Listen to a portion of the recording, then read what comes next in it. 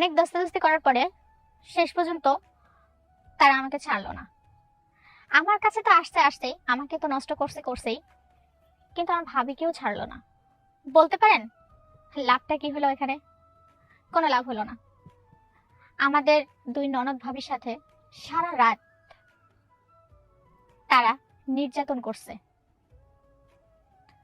তখন আমার ভাবি বলে সকালবেলা যে, বোন, যা হওয়ার তা তো হয়ে গেছে, এখন আমরা কি করব? তখন আমি বলি, ভাবি, যা হয়েছে সব তো আমার ভুলের কারণে হয়েছে, তাই তুমিও ভাইকে কিছু জানাও না, আর আমিও কিছু জানাবো না। আমরা এই বিষয়টা এখানেই ভুলে যাই।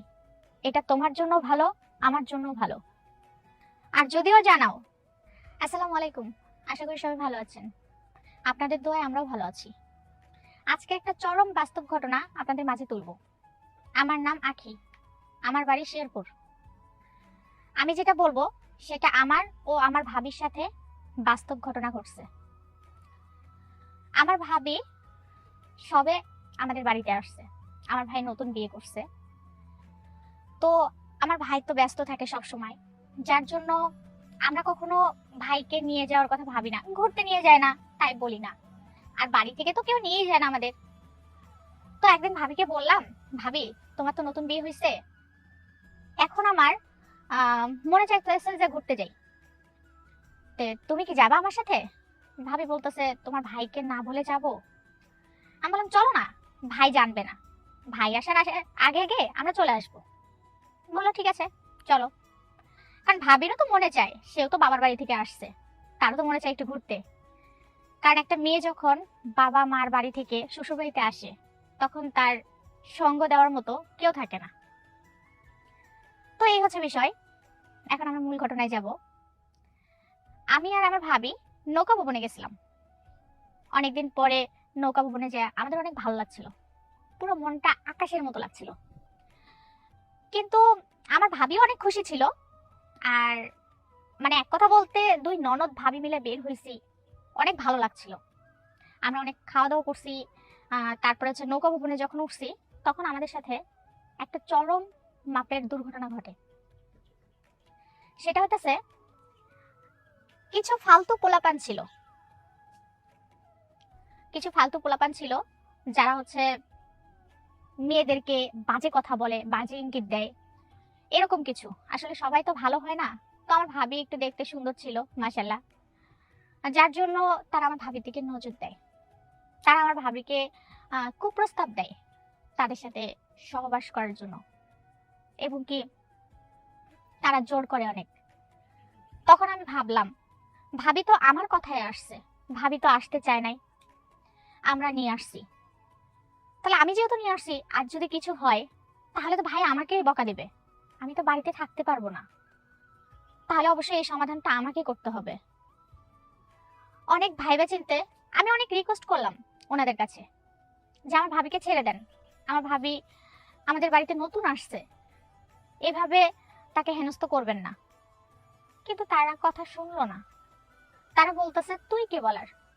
যদি তুই বেশি কথা বলিস তাহলে কিন্তু তোর সাথে কিছু একটা ঘটবে। তখন আমি বলি যে যদি মনে চায় তাহলে আমার সাথে কিছু করেন, কিন্তু আমার ভাবিকে না, আমার ভাবিকে আপনারা ছেড়ে দেন। তারা ছাড়ে না, আমাকে বলে সরে যা, না হলে কিন্তু খুব খারাপ হয়ে যাবে। অনেকক্ষণ দস্তাদস্তি করার পরে তারা অনেক কিছু মানে হাতে পায়ে ধরার পরে তারা হচ্ছে আমার ভাবিকে ছেড়ে দেয়। তখন বলে যে, তুই কি রাজি? আমি বললাম, হ্যাঁ আমি রাজি। আর কি হলো, ভাবির জন্য সবকিছু চাপা রাখার জন্য আমি নিজেকেই বিলিয়ে দিলাম।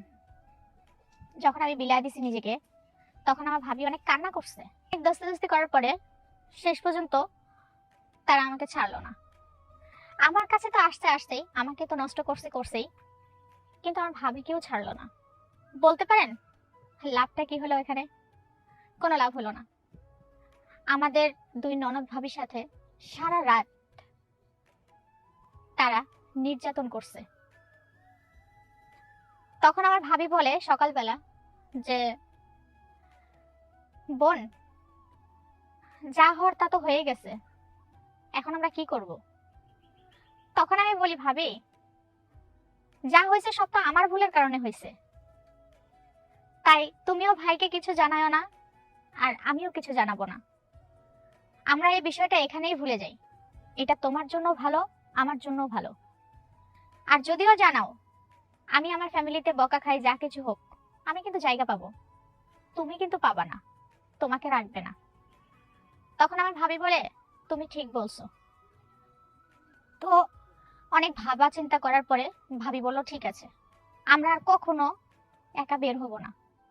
আমি তখন ভাবিকে বলি, ভাবি ভুলটা তোমার না, ভুলটা আমার।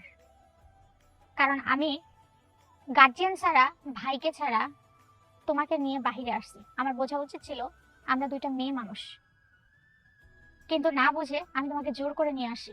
আজকে আমার জন্য তো তোমারও ক্ষতি। তখন বলে, বোন থাক, যা হবার হয়ে গেছে, এখানে তোমার আমার কারো হাত নাই। তাহলে আমি ভাবি যে আমার ভাবিটা কতটা কতটা স্যাক্রিফাইস করছে আমার জন্য, যে সে মানে সবকিছু আমার জন্য মেনে নিছে। তো আমি আপনাদেরকে বলবো, ভাই যাই কিছু করেন কিংবা বোন, আপনারা আপনাদের ফ্যামিলির কাউকে ছাড়া কখনো বের হবেন না।